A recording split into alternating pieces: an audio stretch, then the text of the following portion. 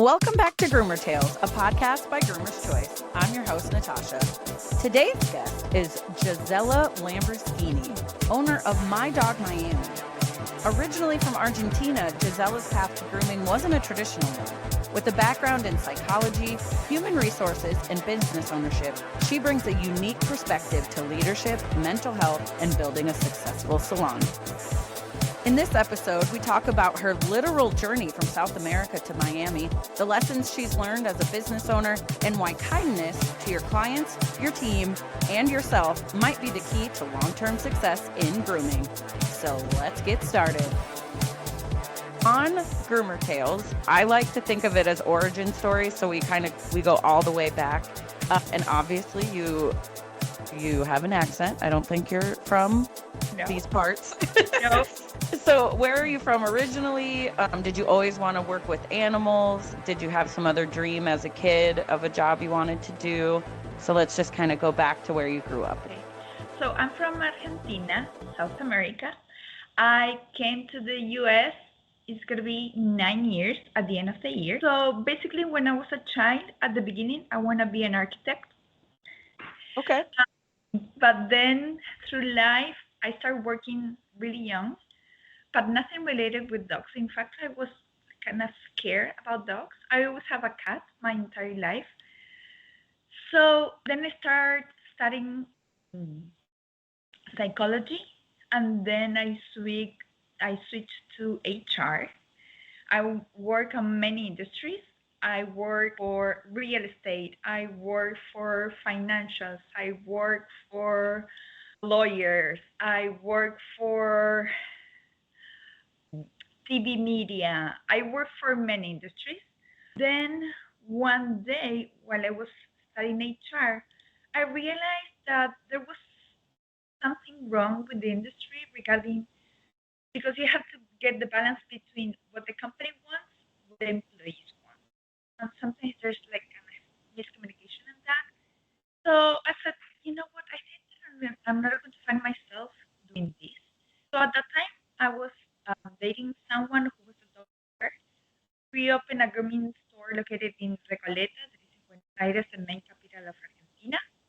And my sister, she was living here in New York, and I miss her very much.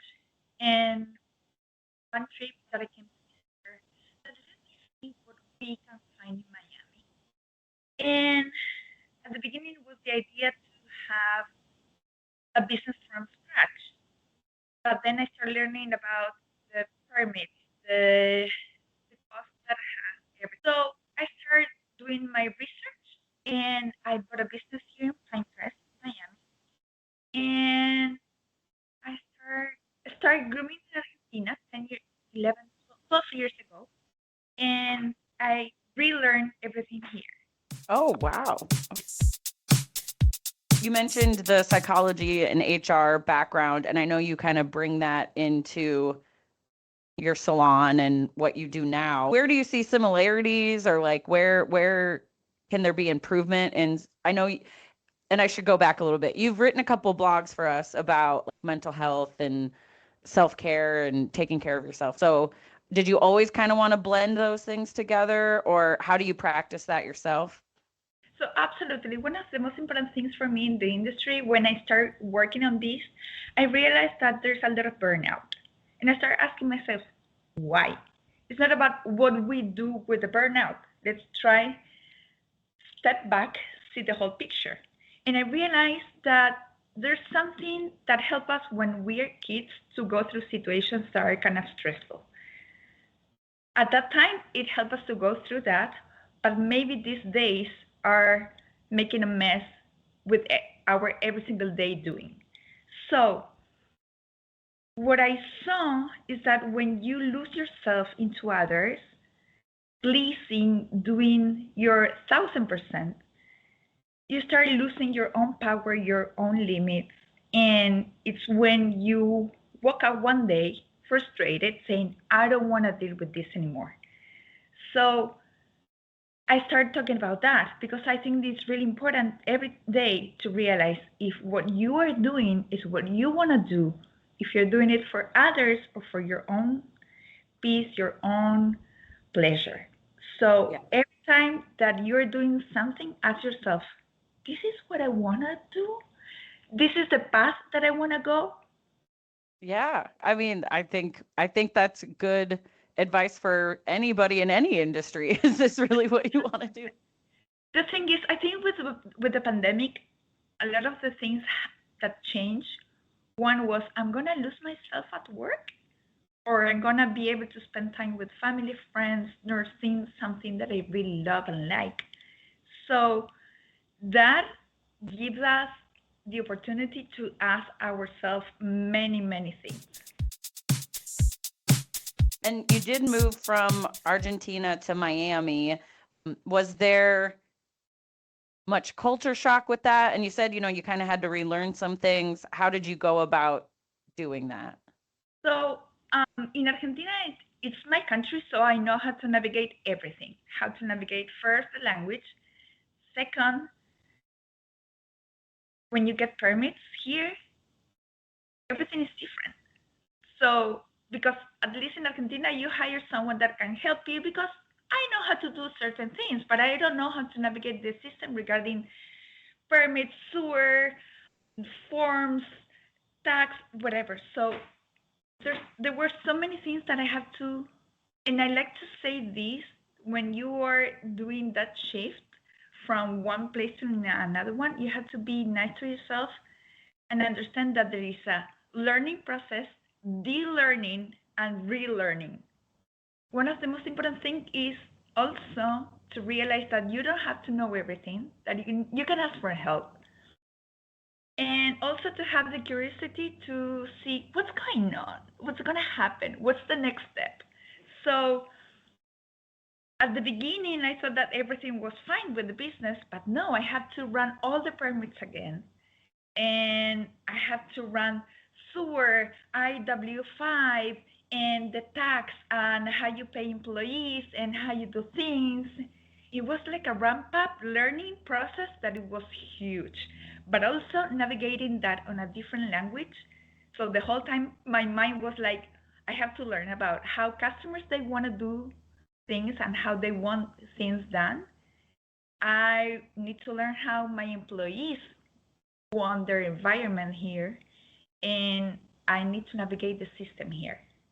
I've lived here my whole life, or like in America, I should say, not Florida or Miami, but I've lived here my whole life. And even a lot of those things you're saying, about like permits and sewers and things like, I don't know either. I don't, you know what I mean? I think a lot of business owners don't realize all those things when they decide to start a business. So no matter what language it's in, and then you add that and it's a whole other thing, right? Yes.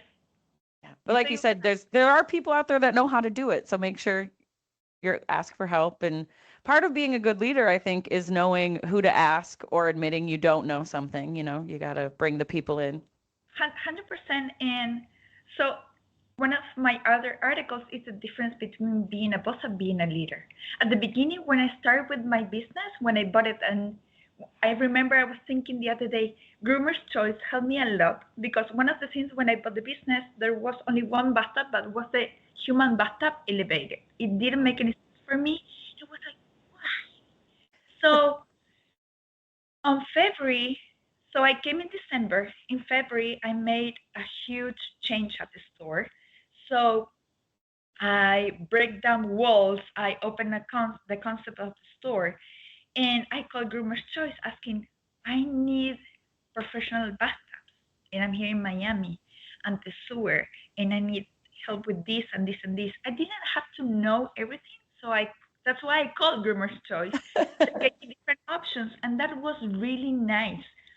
Because also the other thing is, I stopped putting pressure on myself that I have to know everything. Right. Right. So that was really good. And I started changing things at the store, like putting my own perfume, my own aroma regarding what I want, how to be things running Yeah. And we even have a warehouse in Florida. So I'm sure your shipping is really fast. there. Yes, absolutely. So it was a learning process. And at the beginning, I have to be on the boss mode, making things happen. But right now that I'm thinking about a grooming school, I'm thinking building a team. I have to be more a leader because I have to show them how we do things, and I have to ask them, what do you need? It's not only about me, it's about the employee. Do you want to have a career? You see yourself doing this for many years. Let me give you my advice. Do your own thing, but let me tell you about my experience. So when you first started, was it just you grooming or did you start with employees? I start with employees, Okay. and at the beginning I was baiting because my first client is a dog. So I was doing all the baiting, and it was when I realized I'd have to change the bathtub because it didn't make any sense to me. And I put two. And then I started running front desk because I want to meet my other customer that is a client, the human that brings the dog. Right, right. Because I want to understand what they are looking for, what they need, and how to educate them. And also, they were educating me. So in Argentina, we don't have the doodle thing. Oh, We have Shih Tzu, Schnauzer, Poodle, Golden Retriever, Labs. So it was quite a shocking for me, like doodles, what is a doodle? So I we started kind of learning ask ourselves that. We ask ourselves that sometimes too. What is a doodle? a doodle. So, and then I learned that because also what happened to me is I have to relearn all the things from the grooming and de-learn and start applying new things and new criteria and have a different type of conversations. So it was fun. Yeah. It was fun. Being from Argentina and cultural differences, even in the last few years in America, I feel like pet culture has become more of like people treat their pets like a kid and they really take care of them and feed them better. And there's hardly any just outdoor dogs anymore. Is that also how it is in Argentina or is it kind of different? So we ran first on that because, for example, now these days, for the last 3 years in Argentina, we don't do any firework. Oh, because the dogs don't like it. Yeah. Yeah. Wow.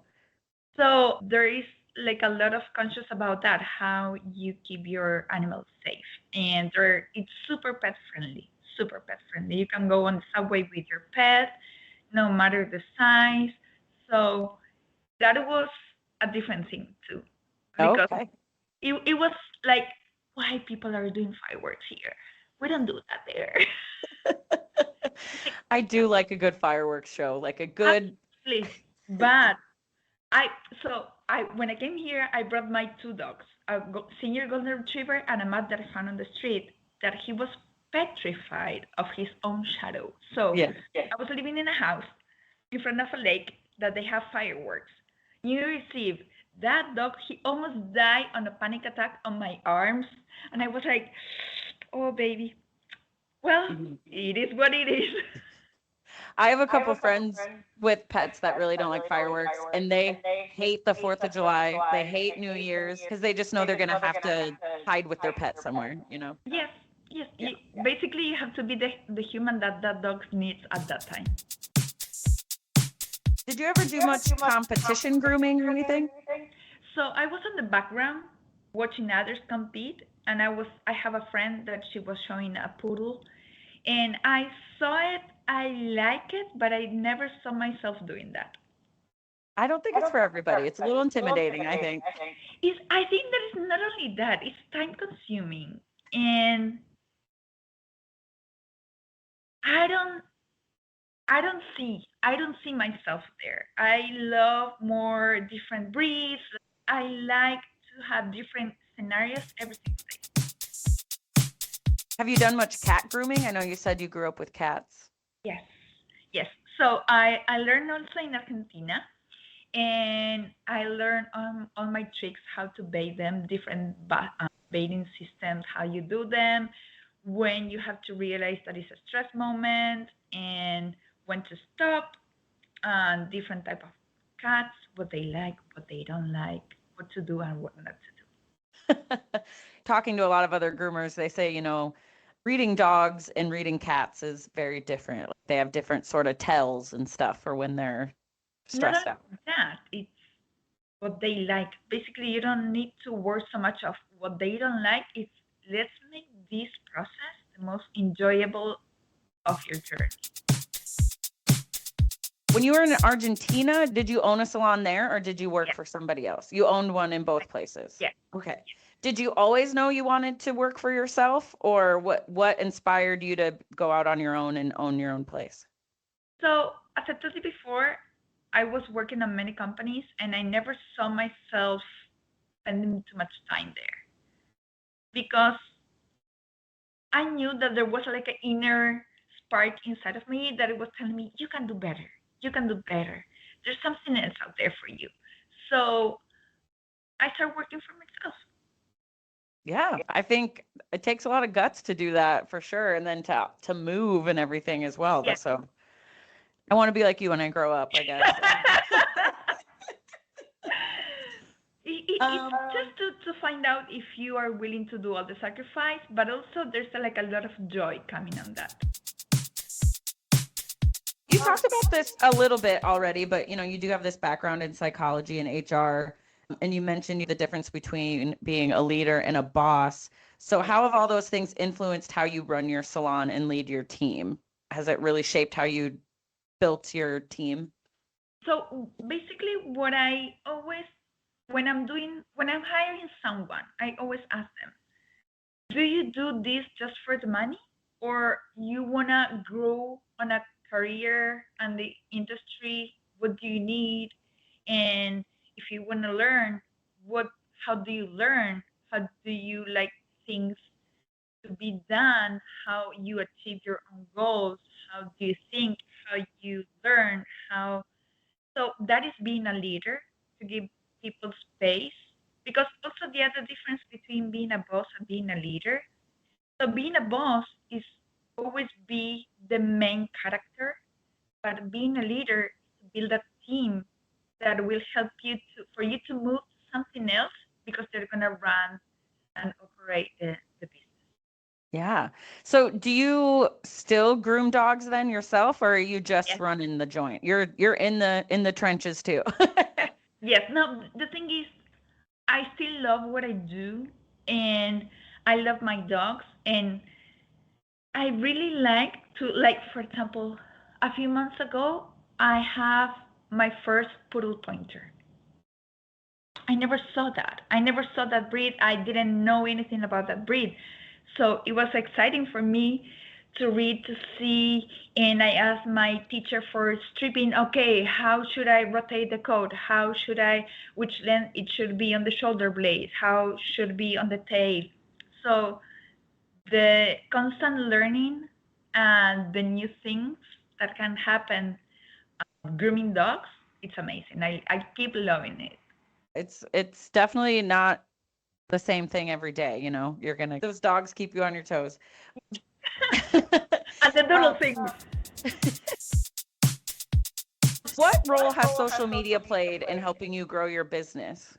So there's at the beginning, well, I was thinking more about getting more followers, but getting more followers, it doesn't mean that they're gonna commit with your content.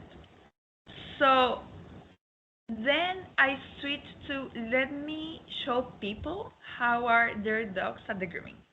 And basically I start communicating with my customers. And once in a while I do some education regarding how we clean tools, how we do things at the store, who we are, who we were when we were kids. Yeah. And many of those things, like communicate with my customer. I don't need a million followers. I just communicating you how we do things. Yeah, and I think your customers probably like seeing that your tools are cleaned and the salon's nice and that you do take all these things into consideration when their puppers is there, you Yes. know. No, for example, the other day we did an event for the customers, so I reached out to a vet that specializes on skin. I reach the other ones that are ER. a company that does the cargo for shipping dogs all over the world. So we were talking about that, how to build a networking that is going to help us everyone, and we can educate our customers. What is an emergency? What to do if your dog is chewing their paws? What if they're having an ear infection constantly? How things are supposed to be done. Also, we were showing how to do a Miami haircut. And speaking of being in Miami where it's warmer and humid, I'm assuming you do different types of haircuts and treatments and things on dogs there than you would, like we're here in the Midwest where in the winter it's cold, it's dry. I'm sure, does the weather kind of play into how you handle the dogs? Yes.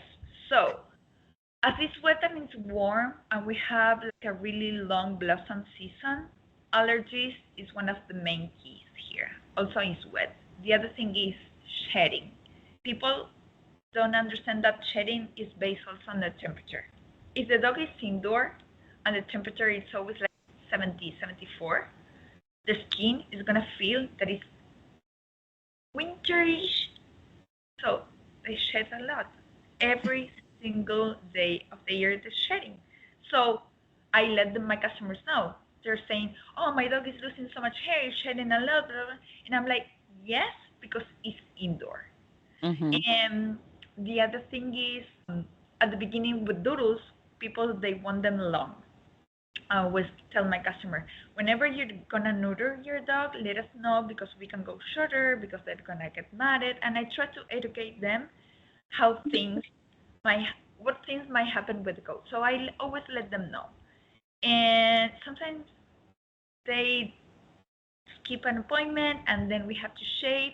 But then they start realizing that it's easier to keep them nice at home because here they have pools and doggies they jump on the pool. So I always educate them again, letting them know you have to rinse the dog. Yeah. Because it's not going to be the same. You have to rinse them very well. Yeah. The chlorine and stuff in the pools, I'm It's sure. there. Yeah. It's there. Yes. You talk about educating and trying, especially with the doodles. How do you kind of educate your customer without making them feel bad? Do you have a good way you go about? I'm sure with your psychology background, you really can. Yes. So I have to advocate for the dog. It's not about what I want as a groomer. I have to be the bridge that it will connect what the owner wants and what the dog needs. So I have to be that bridge. Same as HR, okay? So I always first, congratulations for the new puppy. I don't know what the reader told you or what information they have, but let me tell you my experience as a groomer, doing this for many, many years. So you need a good brushing. I recommend regular appointments. That is going to be easier for them to book an appointment instead of like calling last minute. Oh, my dog needs a no. You already had the appointment. It's time. You know that that day your dog is going to have an appointment. I know that your dog is going to come. And also, I let them know that the grooming is going to be part of their whole life. So if the dog understands that is going to be the thing from today, from now on, they don't have anxiety. They know what's going to happen.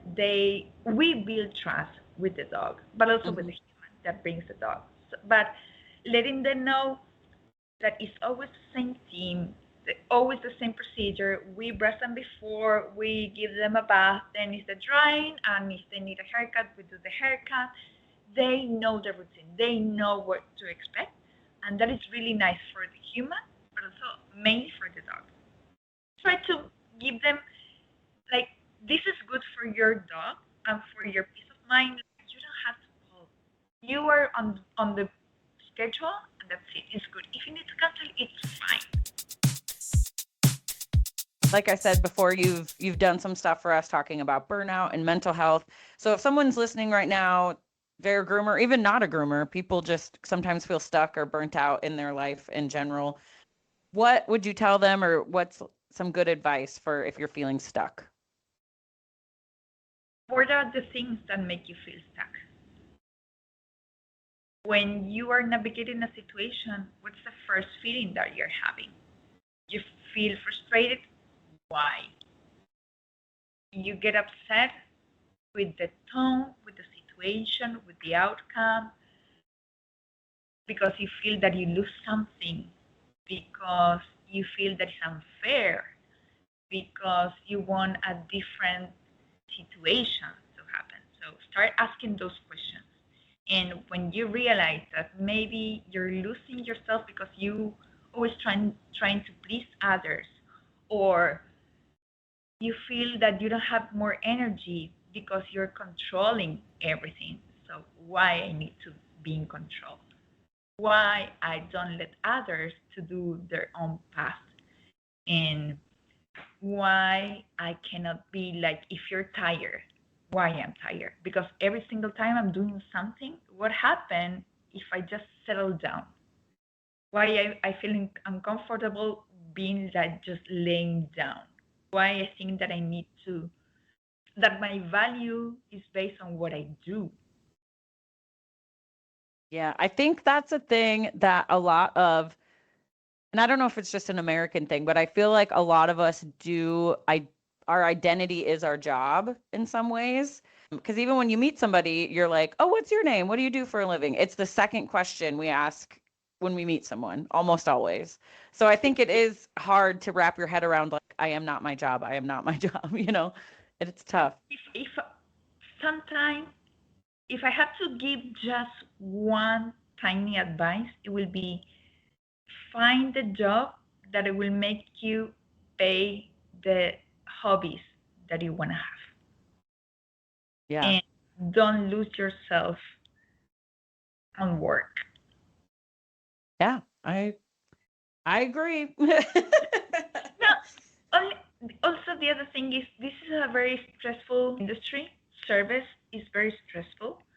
And so I was I a few years ago I read a book that calls The Five Languages of Love. So there is the service, the words of affirmation, time quality, gift, and Touch, isn't one of them touch? yes, physical touch. And I was thinking sometimes your love language has to meet with your job. If you feel yourself love with kind words, maybe you should ask your customers to leave a review. Because every time that we get a review, we're like, oh, they said that I'm nice. And you are trying to get those words because you worked really hard to achieve those words. Mm-hmm. So try to understand also how you feel loved. Because if you don't feel love at job, you're gonna get burnout. It's interesting you relate the love languages to work because I've only ever heard them talked about in relationship, but work is a relationship, it's We have a relationship. It's not about your partner relationship. Your partner is also your employee, your coworker, your customer, the dog. yeah. That's Look how at us. we love. Look at us just changing lives here. I'm trying. I went through so many things that I learned my lessons. So I think that whomever is here, we have the opportunity to change someone else's life. Some words. It doesn't matter if it's just 1, 0, or 1,000. But if these words make you think about, this is what I really like, or I'm gonna start asking for reviews. I'm gonna ask my customers to give me a feedback, and that let's live up your day. Mwah, we made it. Yeah, I love that. And I mean, we're talking about reviews and having that kind of fill your cup. This kind of leads into my next question. What is the most rewarding part of your job for you? When adults come back happy. Yeah, when like they're not scared, like they're happy to be there. Yes, yes. That means that I create a situation. So basically, I create experience for my customers that are the dogs, for the humans, but also for my employees. When they're happy to come, my employees, and we're greeting each other and they have a smile, I made a good thing. It's interesting with your background in HR. I bet you have the best employee culture. Yes, it took me a while to understand what they need because also we have different cultures. So I have people from US, from other countries too.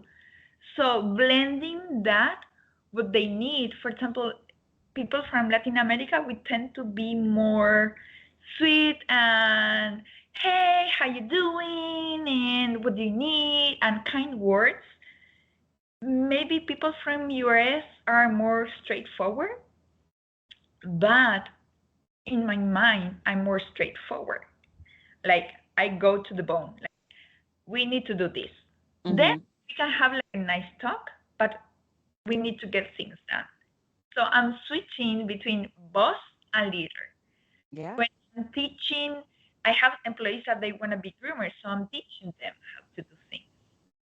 So I'm a leader when I'm teaching. When I'm running my business and I need to get things done, I'm a boss. I'm going to give you all the tools that you need, and I'm going to let you know these are the results that I'm looking for. Straightforward. I'm going to ask you, how do you learn? What do you need? What did you miss here? I'm going to be more asking you things instead of telling you things. So that's also a big difference. Yeah, because even, you mentioned the love languages, but some people learn more by watching, some people learn by doing. Doing. Yeah. Yes. The other day I was telling someone how to come from a regular square to a 3D square. And I was telling them, think about diagonals. You had to change that because I was doing the drawing. And that's why you had to think about 3 dimensions. So you had to change your point of view. So you had to switch. And they were like, oh, I never thought about that. And I'm like, yes. So, and it was like learning, de-learning, and relearning. There you go. Yeah. Put it on a t-shirt. We're going to make new merch. That's like. This episode of Groomer Tales is brought to you by Healthy Skin & Coat. Every grooming salon sees it. Pets struggling with itchiness, flakes, redness, hot spots, and irritated skin. Healthy Skin & Coat's skin-first grooming approach gives groomers a complete professional solution to cleanse, restore moisture, and maintain healthier skin and softer coats. Healthy Skin & Coat's powerful ingredients like chlorhexidine to help cleanse and support troubled skin, plus hydrocortisone to help soothe irritation and itching, designed to bring comfort pets can feel and results pet parents can see. Shop now at groomerschoice.com. Now, back to Groomer Tales. What's one grooming misconception you wish pet parents understood better? That it takes time. Just the appointment in general, or the dog learning the trust and stuff takes time? Everything. Everything. It's like building trust, building the environment, because every single dog is different. So sometimes doggies, they need to have like this zen space where nothing's going on. Others that they just want to like party. So you're like, hey, how are you? And they're super happy and they're wagging their tail and they need like hugs. And there others are petrified. So you have to make sure not to engage with the fear, but engage with the safe area. So if people can understand that in every pet field, that it's not about what do you need, it's about what they need. I think that they're not difficult dogs. It's about the tools that you need to work with that dog. You've been grooming for, when did you say you started grooming? What year was it? 2013. 2013? Okay. Yeah, 2012. 2012. Okay. So in that time, yes, because it's been, you look so good for grooming that long, but what do you think has been the biggest change in the industry during your time grooming? So there are some tools that have changed. The other thing is stripping. I do stripping. And at the time, stripping was only mainly for show dogs. And I started educating myself, dog owners, that is the right technique for the wire coat. And I explained them it's going to help with the allergies, it's going to help with the coat structure, color, it's going to help the way they look. And the coat is supposed to look in a certain way for a certain reason. All that education comes back around. Yeah, yeah. Yes, yes, absolutely. So the other thing is how people are interacting with their dogs. They, a long time ago, used to be the dog on the back, and that's it. It wasn't part of the family. But I have my dog Papa that's on my leg. Yeah. People love their pets now, man. Even my dad, who growing up was always kind of like, oh, it's just a dog. His dog now, he's like, oh yeah, I take him with me to the store, and like he takes him everywhere. And I'm like, who are you? Yeah, it's part of the family. The concept of how we share our life with dogs. So my first dog was a golden retriever.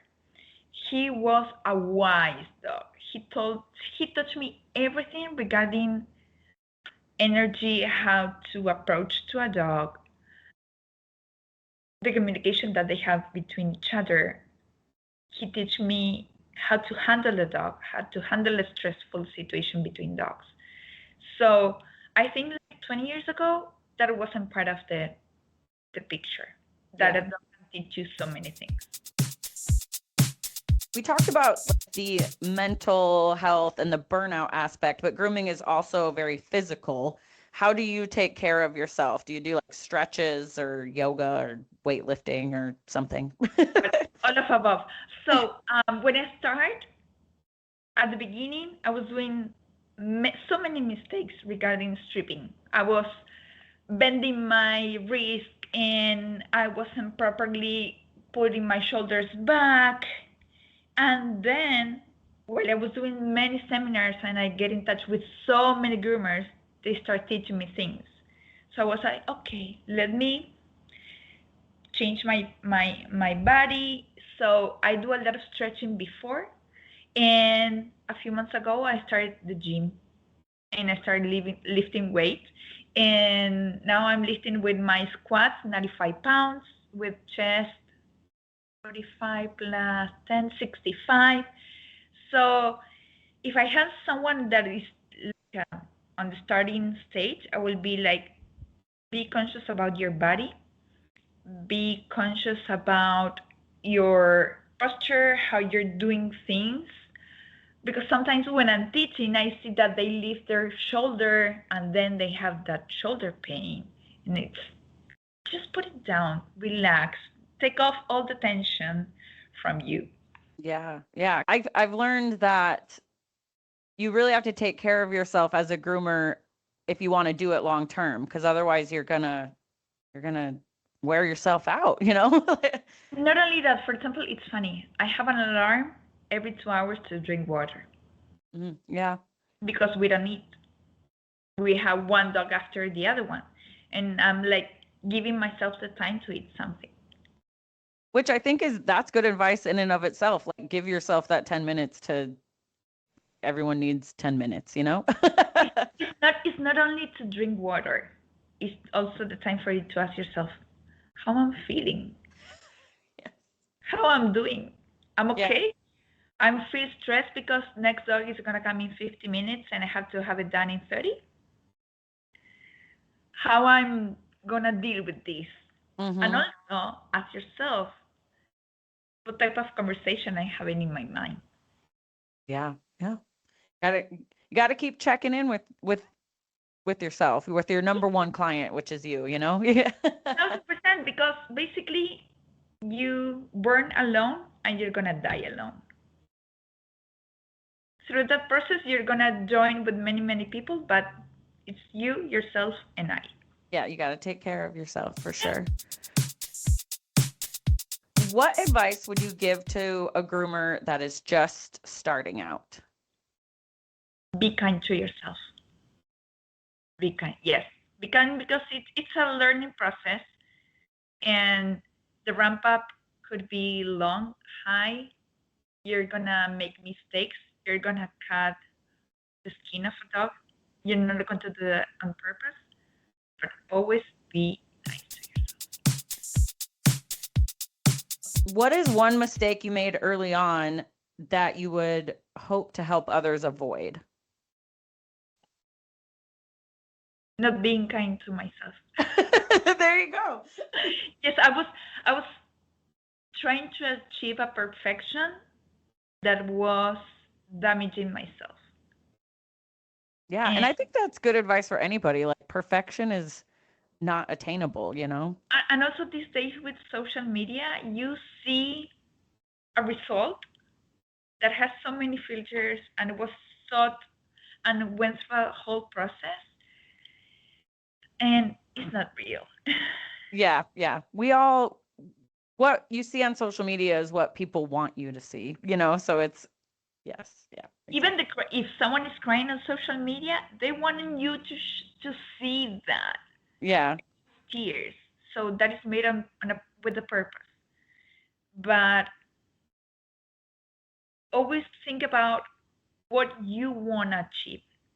What is success for you? What is the meaning of being a successful groomer for you? Could be doing 5 dogs a day, doing 20, doing a competition, doing just mobile, just on a store, on your garage.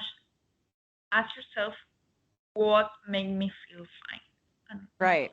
And and I think social media a lot too, kind of what you're saying, what does success mean to you? Because a lot of us find ourselves comparing ourselves to these things we're seeing. And it's like, you don't need to be that though. Like maybe they have a whole team behind them you don't know about, you know, like. Not only that, the thing is, and I see this on this industry. Oh, I'm gonna compete with my next groomer. And like, there's so much clients out there that I don't need to push you under the bus. Mm-hmm. Your groomer, oh, when a customer comes and says, my last groomer put water on the ears and now my dog has an ear infection, I'm not going to throw them under the bus. Like, maybe it could happen, allergies. I'm not going to do that because there's so much out there. Yeah.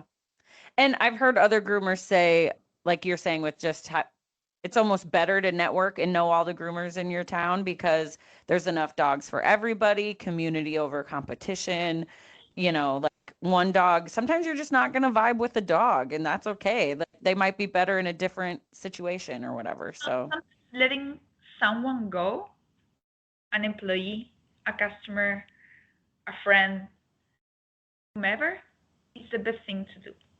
Yeah. To keep your peace. Yes, because what makes you happy? If this thing is not making you happy, maybe you don't need it. It's worth it. So you have to put the balance. The effort that I have to put is worth it, the reward, or no? If it's unbalanced, just let it go. To be fine with that idea. We've talked a lot about unlearning, relearning, all these learning in general. Yes. And in this industry, there's always new tools and new products and new trends and new breeds, doodles, all that stuff. So what do you think the importance of continued education is, and how do you keep up with it all? Oh, it's a tricky question because there's another saboteur that is eternal learning process. So you will never show yourself out there because you're going to say, oh, I need this seminar because. So it's nice to keep up with the trends and everything, but those are trends. Mm-hmm. If that's going to make you stop of achieving new goals and showing yourself and start doing, stop doing seminars. True, because I think I have heard some other groomers say that too. I'd rather kind of stick to and perfecting. We know there's no thing as perfect, but working on my skills I have now than always throwing in some new trend because that might be that might not be a thing in 6 months, whereas these like tried and true things will be here forever. Yeah, the trends are just that, trends. But for example, I study biomechanical, how a dog is supposed to move. I use that every single day because if a dog has shoulder blades wider, that is going to change how I do the legs. If they don't have a chest, I have to leave hair to make them look like they have a chest. That makes sense. There's other things that at least that I do and I did and I was on seminars that it didn't make any sense. So Mm-hmm. the time that then I started saying, this is worth it? Or it's just because I feel that I'm not good enough? Yeah, I like the way you look at things. It's a different. It's asking myself why I'm every like the key part is asking yourself why I think I need these million followers, why I think that I need to be loved by everyone, why I feel that I need this seminar to achieve success, why I feel that I'm not good enough. Hmm. Yeah. But I do think there's something to be said. I'm going to play devil's advocate a little bit because like wide blades are more efficient or like sometimes keeping up with that stuff it can be helpful and Love you white blades. Love them. Love them. Save me time because I mainly do big dogs. I do Bouvier, giant schnauzer, doodles any size, but I do mainly big dogs because I like to work on big dogs. I don't know why. Maybe because my first dog was a golden retriever, so I know how to handle mainly big dogs. But white blades and new tools. Like every time I'm trying new tools because I want to see what's going on with the spray, but I don't rely my value on those tools because you can yeah. have the best scissor in the world, but if you're telling yourself, "I'm not good," this customer is gonna hate the haircut. The dog is nervous and I don't know how to handle the dog. You can have the best scissor, But you got to know how to use it. Yeah, you got it. Yep, yep. and to be present at that time. Yeah, it's true. Yeah. Like I said, I like the way you think. Okay.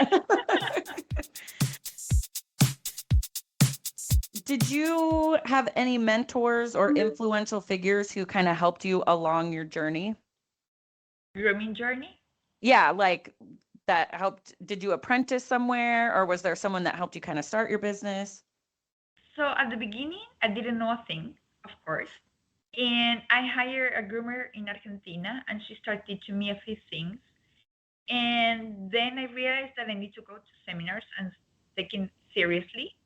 And I went to a bunch, like, you have no idea how many. Like, I went to poodle breeders and I was doing poodles every single day, like nonstop, like packs, like schnauzers. And I was doing so much that I think that I learned from so many about what's the journey that they went through, what mistakes they did, and how they switched that situation. I always, when I met someone from the industry, I asked them, what was the worst situation? What did you do to change the outcome? Yeah. So let's flip that on you. What was your worst situation and what would you do to flip the outcome? So I got divorced and he was working with me. Oh no. Oh no. So it wasn't easy. No, because he was there for almost a year and a half. And I didn't want to see his face. I didn't want to see his face. And I was really stubborn regarding this is my business. I put the money, I put the effort. I was working 6 days a week. He doesn't deserve a thing. I was so stubborn. And when I realized that I had to change my mindset, because if I was fighting over that, he will stick around. And I said, you know what? How much money do you want? What do you need to just let me go? Yeah. And that was my mindset change. and things started working out. Like he went, like he left 2 weeks after that. Wow. So was he a pet groomer as well, or a dog groomer? No, Oh, okay. So this was before dog grooming? no, he was the driver because we offered the pickup and Oh, drop off. So gotcha. it was hard because in my mind the whole time I was like, I grew this business because when we started the business, they were doing 12 dogs a day, and now we do plus 25. So I knew that I did all that ramp up. And I put my effort because I was working 6 days a week. I was doing everything. I was fighting over that. And I was asking myself, I know my worth. Why I'm asking him to see that? Why? Yeah, I know my value. So that's it. And I let him go. there you go. How many employees do you have now? 8. 8. Wow. Okay. And I guess it's on your shirt, but for those that won't be watching this, we should probably say the name. Well, I don't think we've said the name of your No. salon. What is it called? It's okay. So it's my dog Miami, Okay. and my professional account is Gisela the Groomer. Okay. I mainly post in Spanish, but yeah, Yeah, I you think can it's hit today. C translation. It's Yes, fine. yes. No, also Um, I do like a mix about what I talk about having a business, mental health, and grooming a dog. yeah, I love that. And we'll get to more of your like how people can follow you in a second because we're gonna do all that stuff. Don't you worry. You talked a little bit about collaboration, like you just had an event with some other pet people. So can you speak to the importance of collaboration and some ways that you think more people can work together in the pet industry? So basically, you have to understand which are your strengths and which things are not willing to do. So, for example, I don't do huskies, I don't do Samoyeds, I don't do those breeds. So I know I'm not going to step on that type of customer. And if they ask me for someone, I have a network of groomers that they do that. Many times, our human customers they ask us for an advice. And I study nutrition, and I study how to do CPR, emergency situations, some training, some behavior issues, but there's a point where I cannot achieve. So it's important for you because people also rely on your expertise. Wonderful to connect, but they're willing to do. For example, there are many groomers that they refer people to me because they don't want to learn, they don't want to do it, and I love to do hand training. And for example, when I have a customer that is with constant ear infections, skin issues, I always refer the vet that specializes in skin. If I have a customer, like 2 weeks ago, a customer told me, I'm having a situation at home with my two doggies that they're fighting each other. I know that they're fine with me at the grooming. They're together. They never fought, but I refer a trainer. Mm-hmm. Also, is building a good trust with your customer. Right. And at the end, it's about the dog. The dog has skin issues. Give them the best advice about reaching out the best professional that you know. Go to vets, ask about if they have free fear consultations, how they handle when their dog has fear over a vet visit. Ask other groomers on the area, what do? You do mobile, you do at your home, you do store, you are open Monday through Monday, you are closed during high season. Ask and have some show yourself like a restaurant, like a Learning Express. So I always when there's a new tenant, I go, hi, I'm at the Yeah. in case you need. Exactly. Like I said, there's enough dogs for everybody. So, Not only that, the thing is, I'm not a vet. right. So network with your vet. You have Yeah. an emergency, network with a vet emergency institution. Right. And I think it's good to have those connections, especially with the vet, because even here we talk a lot about how groomers see a dog more than a vet usually. So you might be the first one to notice a lump, a bump, a bruise, weight loss, something Weird like that. what happened to me. I was grooming a giant doodle. It's always a giant doodle.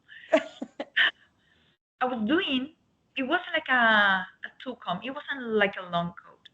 And I feel this huge mass on the shoulder. And I took the video. It was bigger than my hand, and I had big hands. And Wow. I told the customer, you know what? He has this, and he was like, we took him yesterday to the vet. And I told them maybe because he was so hairy, they didn't notice. It ended up being a tumor that they have to remove. Wow.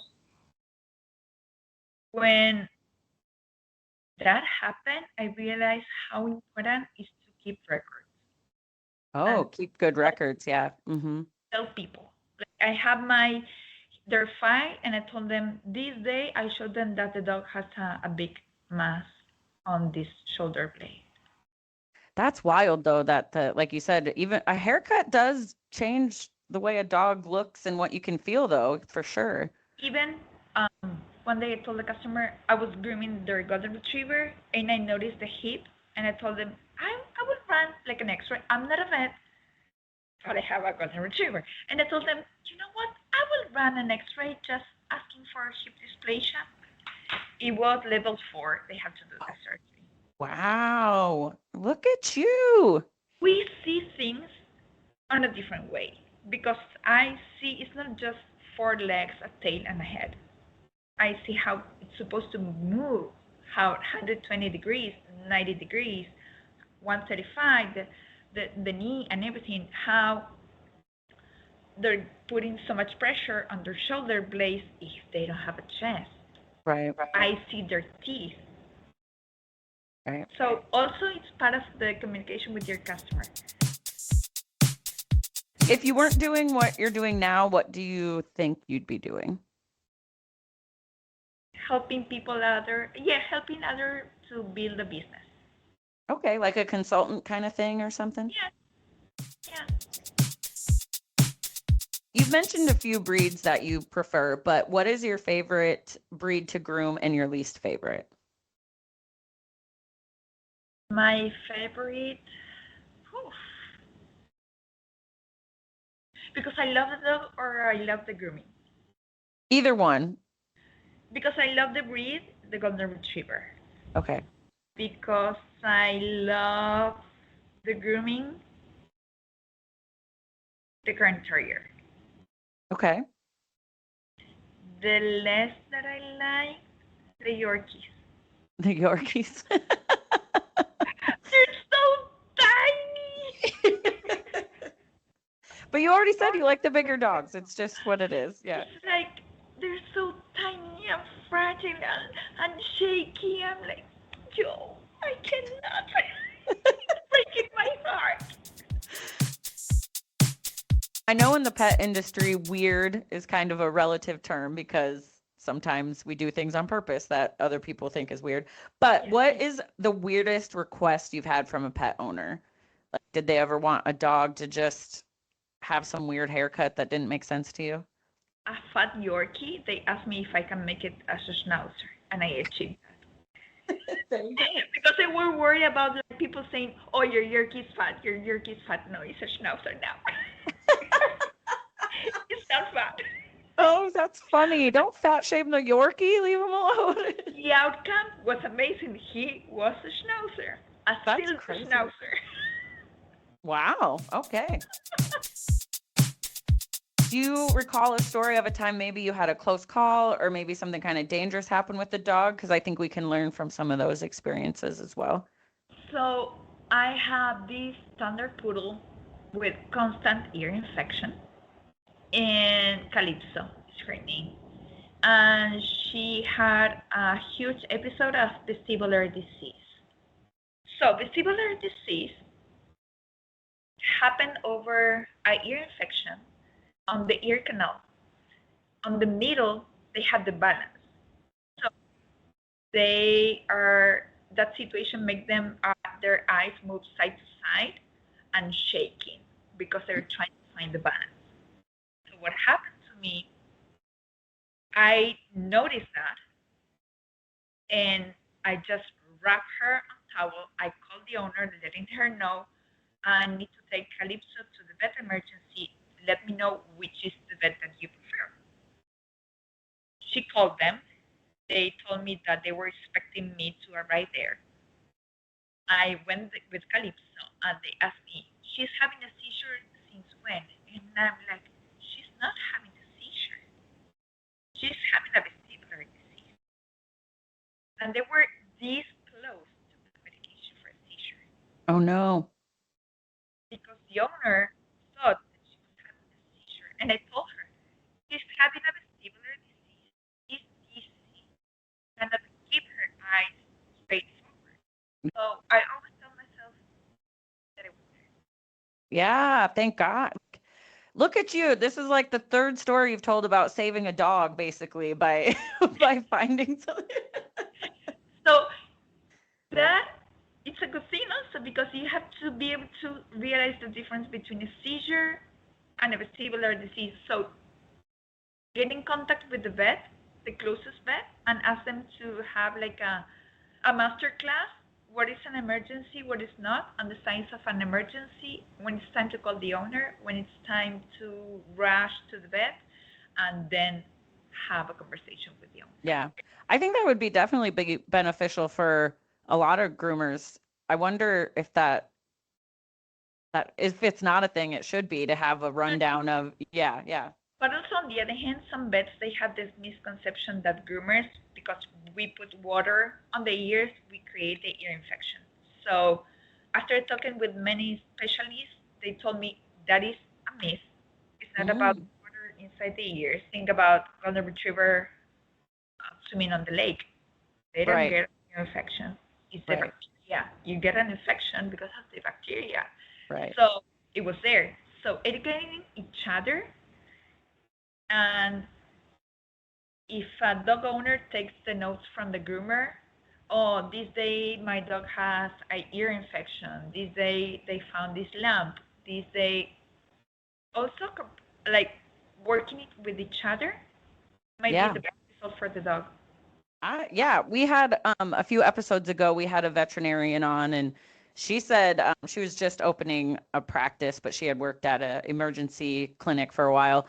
And she was like, I would love to work in tandem more with groomers, or to, make more, like, have that network of groomers because it's good referrals for everybody. Plus, if the groomer knows, like you say, when is this an emergency, when is it not, like, that's all good things for the dog. So for sure. And basically, it's about them. Now we're going to get way less serious. What is your best poop story? My what? Sorry. Best poop story.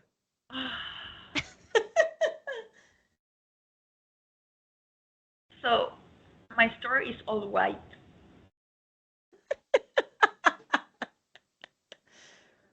And I have this English Springer Spaniel.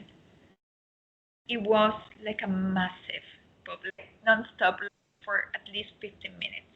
Wow. It was a 13-gallon bag of poop, and the smell.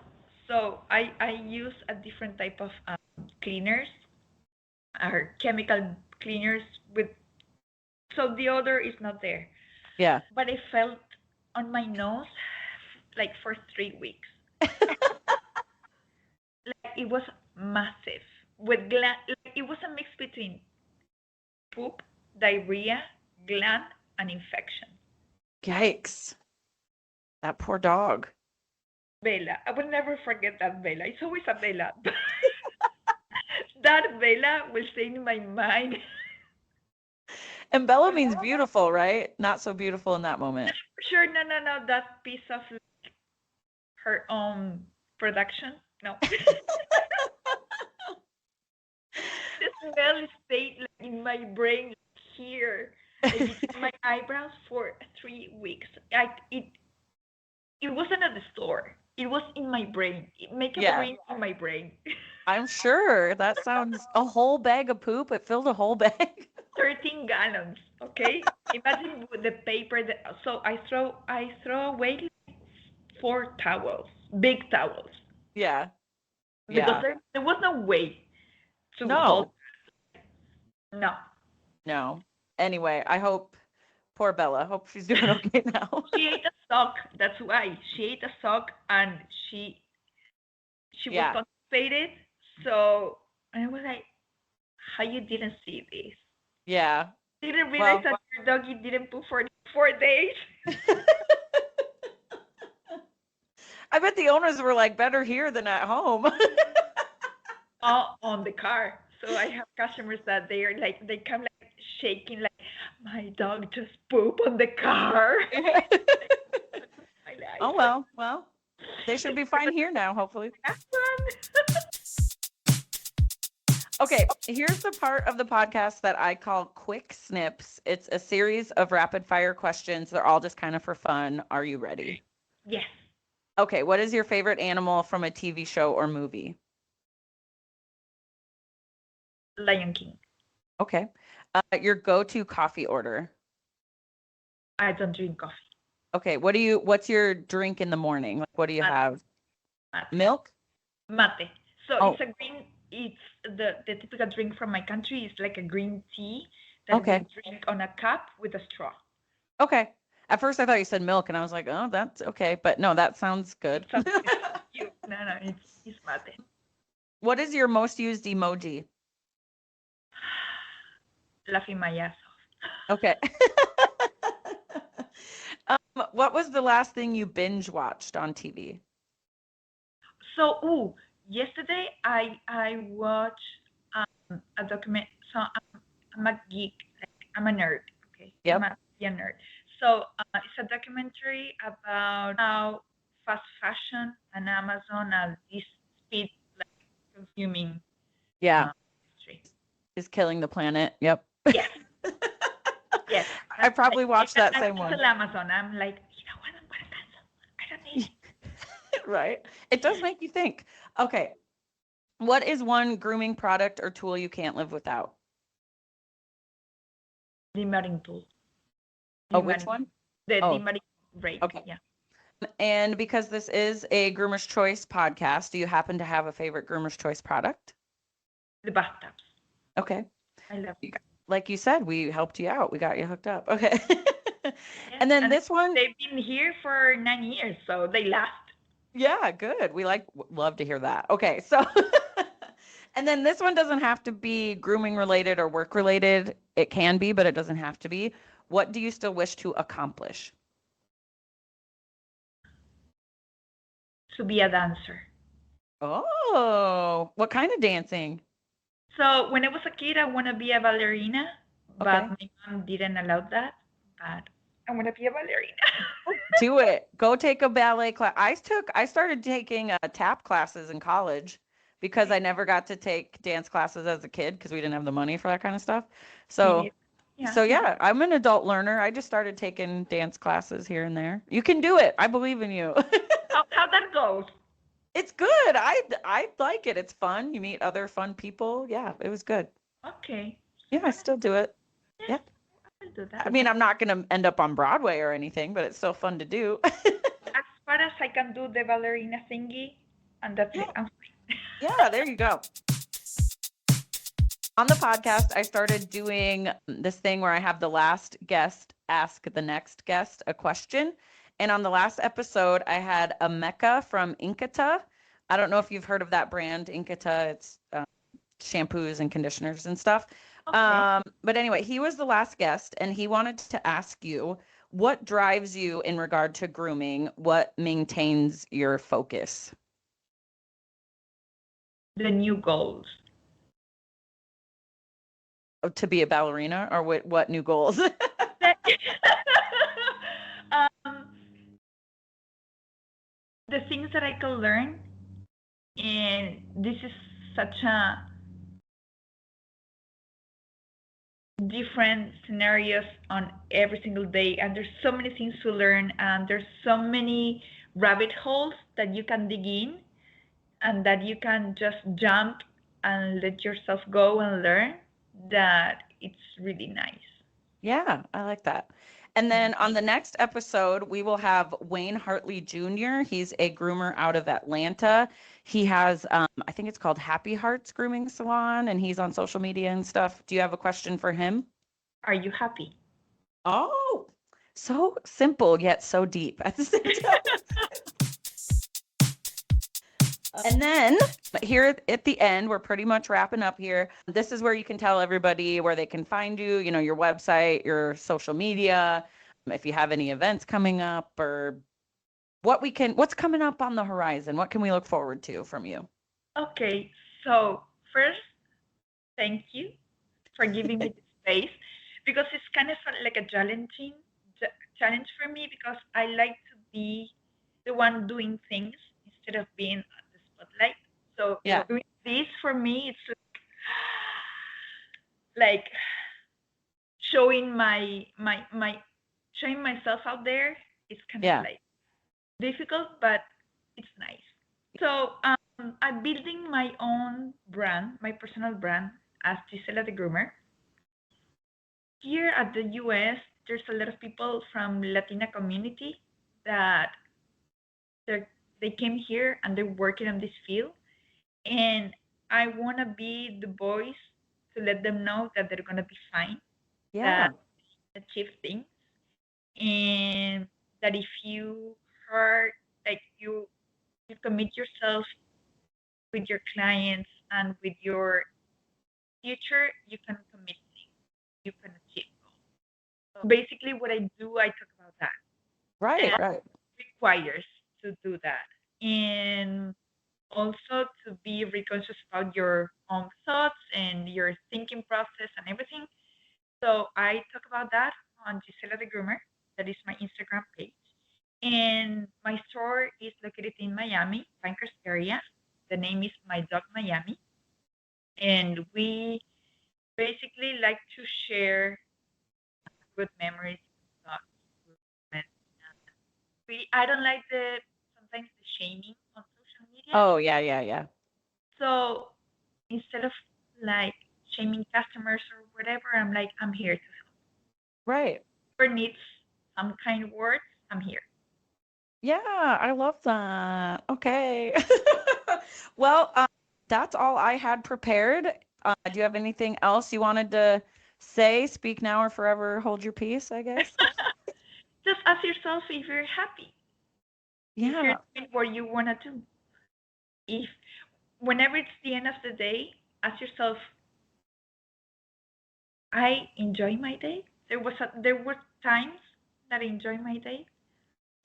If the answer is no, try to plan ahead the next day to achieve just one joy moment.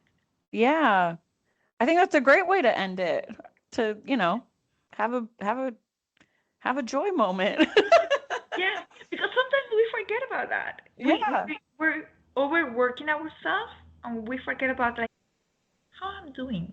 How Yeah. are my shoulders, my knees, my back? Let me grab this coffee or tea or mate, whatever, and Yeah. enjoy this moment. Awesome. Did you enjoy this moment? Yes, it was good. You were very interesting. And I mean, I knew you would be just because you have a whole different perspective coming from this psychology angle. So I liked that a lot. Awesome. I will let you get back to your joy, I guess. I'll let you. It's my day off. It's my day off. Yes, so Oh, I'm definitely. gonna show you something that I always have here. I don't know. I have it here. It was one of the first things that I bought when I came here. And it says, dog rules, bark softly, love often and deeply, always do my best, guard the house, be patient, do tricks when asked, even if they are embarrassing, always show affection, chase my tail, don't cop an attitude, always be faithful, no drinking from the toilet, lick in private, naughty, try to respect the cat, dream big, and know that I am loved. I love that. That's so cute. They're not just dog rules. I think those are good rules for everybody. Yeah, don't drink from the toilet bowl. Some people need reminding, I feel like. But yeah, for sure. Amazing. Anyway, do you have big plans for your day off? It's funny. I'm studying astrology and tarot at the same time. Fun because I want to do something different. Right, right. It's not only about dogs or cats. So on Tuesdays I have that class. Oh, okay, awesome.